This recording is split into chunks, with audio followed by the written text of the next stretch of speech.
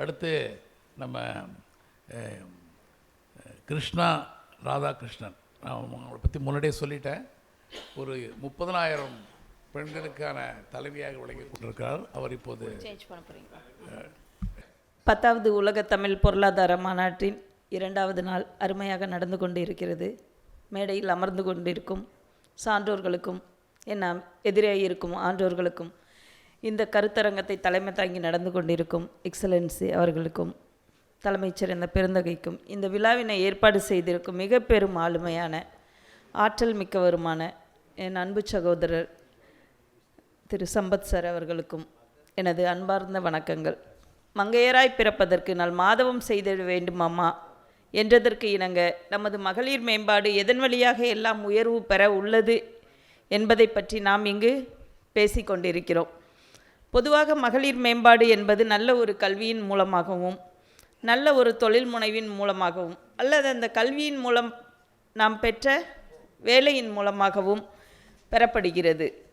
2030க்குள் 1 trillion பொருளாதார மேம்பாட்டை அடைய வேண்டும் என்பது நமது அரசாங்கத்தின் இலக்காக நிர்ணயிக்கப்பட்டுள்ளது.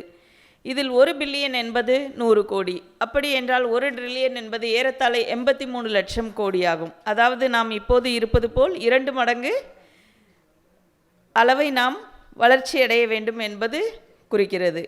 நாம் தயாரிக்கும் உற்பத்தியை ஒன்று இதனை அடைவதற்கு 2 மடங்காக வேகப்படுத்தி அதிகப்படுத்தலாம், அல்லது மகளிர் மேம்பாட்டின் மூலம் மட்டுமே இந்த வளர்ச்சியை நாம் பெற முடியும்.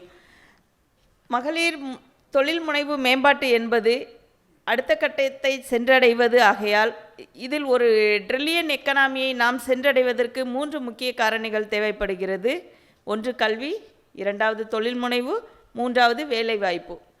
முதலாவதாக நாம் கல்வியை எடுத்துக்கொண்டோம் என்றால் பெண்களின் கல்வி ஏறத்தாழ தமிழகத்தை பொறுத்தவரையில் உயர்நிலை கல்வியோடு கிராமங்களில் முடிந்து விடுகிறது. இந்த கல்வியை நாம் அடுத்த கட்டத்திற்கு எடுத்து சென்றோம் என்றால் மட்டுமே நாம் கல்வியில் ஒரு நல்ல உன்னத நிலையை அடைய முடியும். தன்னம்பிக்கை, பாலின சமத்துவம் பற்றிய புரிதல் ஆகியவற்றின் மூலமே பெண்களை அடுத்த கட்டத்திற்கு நாம் கொண்டு செல்ல வேண்டும். பெண்களுக்கு அவர்களது உரிமைகளை பற்றிய விழிப்புணர்வுகளை முதலில் ஏற்படுத்த வேண்டும். எனக்கு முன்னாடி பேசின அவங்க இந்திரா பேசினாங்க. ஜவஹர்லால் நேரு ஒரு முறை கூறினார், மக்களை எழுப்ப பெண்கள் விழித்திருக்க வேண்டும்.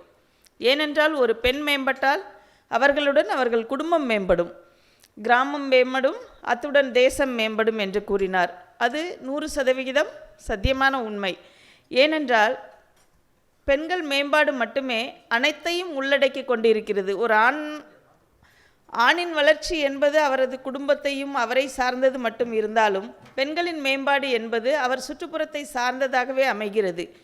பொறியியல், கணினி அறிவியல் மற்றும் மருத்துவம் போன்ற ஆணாதிக்கம் செலுத்தும் துறைகளில் அதிக பெண்கள் அதை தங்களது விருப்ப பாடமாக எடுத்து படித்து ஆண்களுக்கு நிகராக தொழில் முனையும் வேலைகளையும் அவர்கள் ஈடுபட வேண்டும். நல்ல கல்வி மற்றும் கல்வி சார்ந்த பயிற்சி என்பது கொடுக்க வேண்டிய அவசியம் இந்தியாவிலும் உள்ளது, நமது தமிழகத்திலும் கண்டிப்பாக உள்ளது. இது நமது அரசாங்கத்தின் பொறுப்புணர்ச்சியாக நினைத்து அவர்கள் செயல்பட வேண்டும். 2வதாக தொழில் முனைவு.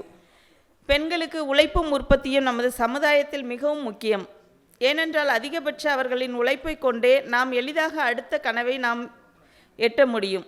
இதில் அரசு தனி கவனம் பெறுவதோடு கல்வியோடு நல்ல ஒரு பயிற்சியும் கொடுக்க வேண்டும். பயிற்சி பெற்ற பெண்களால் மட்டுமே அடுத்த கட்டத்தில் எளிதாக சாதிக்க முடியும். இப்போல்லாம் கவர்மெண்ட்லேருந்து நிறைய லேடிஸ் ஹாஸ்டல் மெயின் சிட்டிஸ்லாம் வச்சுருக்குறாங்க. ஸோ இது கிராமத்து பெண்களுக்கு உள்ளேருந்து வெளியே அவங்க பண்ணும்போது அவங்களுக்கு இது ஒரு நல்ல சப்போர்ட்டாகவும் பாதுகாப்பு உணர்வையும் அதிகப்படுத்துது. இதே போன்றே நிறைய இடங்களில் லேடிஸ் ஹாஸ்டல் உருவாக்கணும். பெண்கள் தொழில் தொடங்கும்போது அவங்களுக்கு சிங்கிள் விண்டோ சிஸ்டம், ஒற்றை சாளர வசதி மூலமாக எல்லாமே அவங்களுக்கு ஒரு மெண்டார் அனுப்பிச்சு அவங்களுக்கு எல்லாமே கவர்மெண்ட் சப்போர்ட் பண்ணணும். அப்புறம் சப்சிடிஸ் இதெல்லாம் அனௌன்ஸ் பண்ணுறாங்க. பட் இங்கேருந்து 50 கிலோமீட்டர்ஸோடையே அது ஸ்டாப் ஆகிடுது. ஸோ நல்ல ஒரு அவேர்னஸ் கொடுக்கணும். புகைப்பிடிக்காதீர்கள் அப்படிலாம் நிறைய அவேர்னஸ் வெளியில் தியேட்டர் இதெல்லாம் பண்ணுறாங்க. நாங்கள் பொதுவாக எங்களோட மீட்டிங்கில் பேசிப்போம், புகைப்பிடிப்பவர்கள், மது அருந்துபவர்கள் எல்லாம் அவங்க தெரிஞ்சு தான் பண்ணுறாங்க. அதை நம்ம கவர்மெண்ட் சேல்ஸும் பண்ணுறாங்க. ஆனால் விழிப்புணர்வு ஏற்படுத்தக்கூடிய தொழில் முனைவு திட்டங்கள் இதெல்லாம் வந்து நீங்கள் வந்து தியேட்டர்லேயோ ஒரு சில இடங்கள்லையோ நீங்கள் வெளிப்படுத்துவதன் மூலமாக அடித்தட்டு மக்களையும் தொழில் முனைவு விழிப்புணர்வுகள் சென்று அடையும். அது வந்து அரசாங்கத்திடம் நாங்கள் வைக்கும் முக்கியமான கோரிக்கை ஒன்று.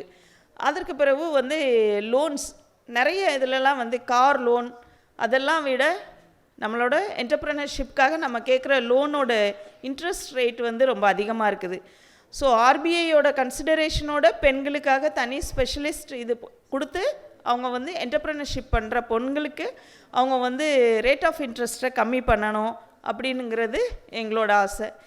குறு சிறு காட்டேஜ் இண்டஸ்ட்ரி மட்டுமே அரசாங்கத்தில் நேரடியாக சம்பந்தப்பட்டு அவற்றின் முதுகெலும்பாக இயங்கி கொண்டிருக்கிறது. கடைசியாக நம்ம பார்க்க போகிறது வேலைவாய்ப்பு. பொதுவாகவே பெண்கள் அறிவால் சிறந்தவர்கள், நாகரிகத்தால் உயர்ந்தவர்கள். அவங்க வந்து ஒவ்வொரு ஆளுமையும் அவங்க செய்யும்போது அதை வந்து சுற்றுப்புறத்தையும் சார்ந்தே செய்வாங்க. அந்த இடத்துக்கு தகுந்த மாதிரி ஒவ்வொரு பெண்களுக்கும் வேலை அமையுமானால் அவங்க அந்த இடத்துல வந்து நம்பர் 1 பொசிஷனுக்கு வந்து வரலாம். 33% வந்து இப்போ வந்து அசம்பிளியில் பாஸ் ஆகிருக்குது, ராஜ்யசபாவில் பாஸ் ஆகிருக்குது. பட் இன்னும் பெண்டிங்கில் இருக்குது. கவர்மெண்ட் வந்து அரசியல் சார்ந்த விஷயங்களில் 33%க்கு வர்றதுக்கு பெண்களுக்கு இடஒதுக்கீடு கொடுக்காமல் இருக்கலாம். பட் பெண்கள் வந்து கல்வியின் மூலமாக அவங்களோட திறமை மூலமாக எல்லா இடத்துலையும் அவங்க வந்து 50% வரைக்கும் ஆண்களுக்கு சமமாக இருக்கிறாங்க. கிராமத்தில் வந்து தொழில் முனைவை ஏற்படுத்தும் போது அதுக்கு உரிய ஸ்டோரேஜ் சிஸ்டம் எல்லாம் வந்து கவர்மெண்ட் ஏற்படுத்தி கொடுத்தியாச்சுன்னா அவங்களோட தொழில் முனைவோடு சேர்ந்து வேலைவாய்ப்பையும் உருவாக்கலாம். ஒரு 10 பெண் வந்து தொழில் முனைவை செய்தால் அதில் வந்து 1000 பேருக்கு வேலைவாய்ப்பு கிடைக்கும்.